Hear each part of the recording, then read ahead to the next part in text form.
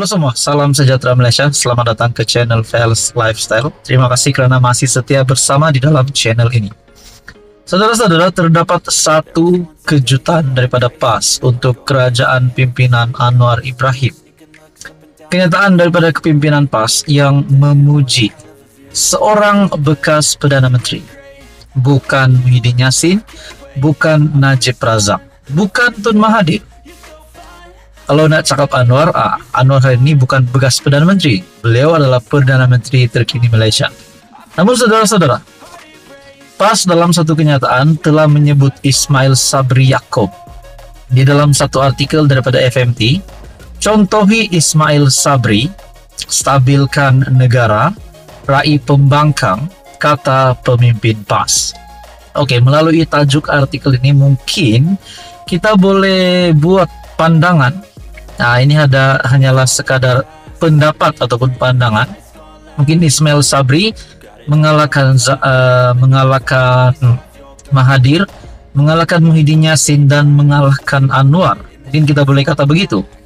Ataupun mungkin kepimpinan PAS minat akan Ismail Sabri Yaakob untuk menyertai parti itu. Nah, itu mungkin tidak mustahil untuk berlaku. Nah, saudara-saudara, di dalam artikel daripada FMT, Ahmad Yahya berkata, Ismail Sabri Yaakob meneruskan usaha memulihkan ekonomi pasca COVID-19 dengan menstabilkan negara, termasuk menerusi kerjasama bersama pembangkang. Seorang pemimpin PAS meminta kerajaan pimpinan Anwar Ibrahim mencontohi Ismail Sabri Yaakob yang mentadbir Malaysia dengan tenang serta kurang kontroversi, termasuk meraihkan pembangkang. Ismail Sabri, ahli Parlimen Beira, menjadi Perdana Menteri ke-9 dari Ogos 2021 hingga November 2022. Dalam pendapat saya, saudara-saudara, kalau memang Ismail Sabri Yaakob seorang Perdana Menteri yang seperti dinyatakan pemimpin PAS, contohi Ismail Sabri, stabilkan negara, raih pembangkang. Bukankah sepatutnya Ismail Sabri Yaakob akan diserap di dalam kabinet kerajaan perpaduan? Mungkinkah Anwar akan melakukan rombakan sekali lagi untuk memasukkan nama bekas Perdana Menteri Ismail Sabri Yaakob di dalam mana-mana kementerian? Mungkin kementerian yang pernah ataupun portfolio yang pernah dipegang Ismail Sabri Yaakob, yaitu Menteri Pertahanan, dan mungkin juga mana-mana portfolio yang lain.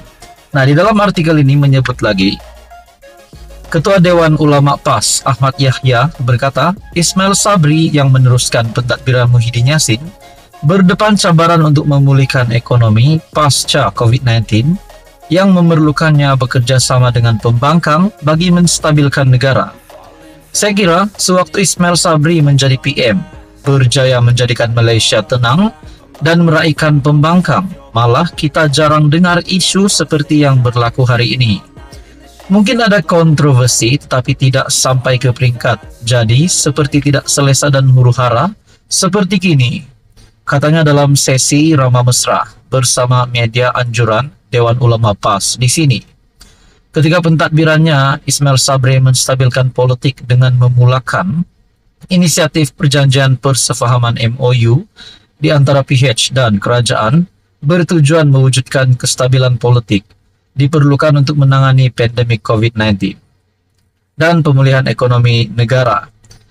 MOU mengenai transformasi dan kestabilan politik berkenaan merangkumi 6 bidang utama dan ia ditandatangani pada September 2021 oleh Ismail Sabri dan beberapa pemimpin parti komponen PH termasuk Anwar yang ketika itu ketua pembangkang. Nah, saudara-saudara, tuan-tuan, persoalannya, sedangkan berkaitan dengan peruntukan pun kita dengar-dengar bahwa pembangkang tidak mahu berunding, ini kan pula MOU. Nah, apa komen Anda berkaitan dengan isu ini? Sekian saja, teruskan bersama di dalam channel ini untuk info yang seterusnya. Halo semua, salam sejahtera Malaysia. Selamat datang ke channel Fels Lifestyle. Terima kasih karena masih setia bersama dengan admin di dalam channel ini. Saudara-saudara yang amat dihormati, tuan-tuan dan puan-puan, baru-baru ini, salah satu menteri di dalam kabinet kerajaan telah disebut ramai setelah nama menteri ini disebut-sebut kerana melibatkan satu perkataan, yaitu perkataan kafir yang akhirnya mengundang ramai netizen yang mengecam kenyataan beliau. Nah, ada satu hari ini berita susulan berkaitan dengan perkara itu. Dalam artikel daripada Malaysia Kini, Fadlina akhirnya melakukan ini selepas ramai yang mengecam tindakan beliau baru-baru ini. Fadlina minta maaf tapi tiada kompromi pada pemfitnah.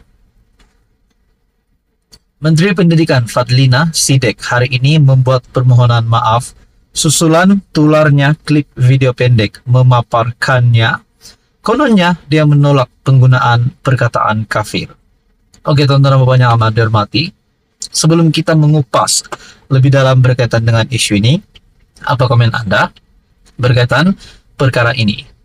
Sudah pasti kita mahu komen-komen yang membina, komen yang positif, di mana menunjukkan bahwa kita ini rakyat Malaysia bertolak ansur. Tapi apa yang dilakukan Fadlina ini mengundang banyak kecaman. Di dalam artikel ini, menurut Fadlina, selain klip video yang ringkas itu, turut disebarkan ialah rekaan poster menunjukkan seolah-olah dia menafikan ungkapan yang memang ada dalam Islam. Dakwaan tersebut katanya dibuat di luar konteks sebenar dan menyimpang daripada apa yang dimaksudkannya. Saya ingin memohon maaf sekiranya ada mengguris perasaan mana-mana pihak atas kesalahfahaman, keterlanjuran kata, dan khilaf yang datang daripada kelemahan diri saya, katanya dalam kenyataan hari ini. Artikel ini diterbitkan pada 31 Mac. Dakwaan tersebut katanya dibuat di luar konteks sebenar dan menyimpang daripada apa yang dimaksudkannya. Menurut Fadlina, pandangan yang diberikannya itu dibuat dalam majlis tertutup ketika dia menyentuh kemelut penyebaran sentimen kebencian, sikap GULU, GHULUW melampau. Maafkan saya sekiranya saya salah menyebut perkataan ini. Dan gejala takfiri dalam kalangan segelintir masyarakat. Katanya sentimen jahat tersebut menular sehingga kepada anak-anak di sekolah dan ia tercetus hasil interaksi mereka dengan orang lebih dewasa yang mengambil pendekatan ekstrim. Saya sebutkan bahwa saya tidak membenarkan anak-anak saya menyebut istilah kafir yang mempunyai konotasi kebencian terhadap warga non-muslim yang hidup bersama-sama dalam negara tercinta, jelasnya. Pada masa sama, ahli parlimen Nibong Tebal itu juga mengingatkan dia tidak akan berkompromi dengan sesiapa atau mana-mana pihak yang terlibat dalam fitnah terhadapnya. Saya tidak kompromi soal fitnah dan tuduhan jahat, serta kesengajaan penyelewengan konteks, lebih-lebih lagi ancaman keselamatan terhadap diri saya dan keluarga.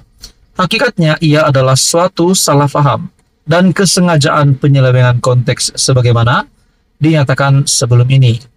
Sejak semalam tular dakwaan, Fadlina mengharamkan penggunaan kalimat kafir termasuk di rumah dan dalam kalangan anak-anaknya. Juga satu gambar yang tular di media sosial sebelum ini yang kita dapat lihat. Gambar Menteri Fadlina, dikatakan di sini perkataan kafir pun saya haramkan di rumah, saya tak ajar anak saya sebut kafir. Di bawah dikatakan anak Sidek. Saya tidak pasti kalau ini memang benar kenyataan daripada Fadlina, namun perkongsian Fadlina yang terkini seperti yang di dalam artikel sebentar tadi saya sebutkan dari Malaysia Kini. Akhirnya Fadlina minta maaf, tapi tiada kompromi pada pemfitnah. Persoalannya, adakah Fadlina boleh dikenakan tindakan undang-undang sehingga status beliau sebagai menteri boleh terjejas? Nah, tuan-tuan dan puan, apa komen Anda? Sekian saja, teruskan bersama di dalam channel ini untuk info yang seterusnya.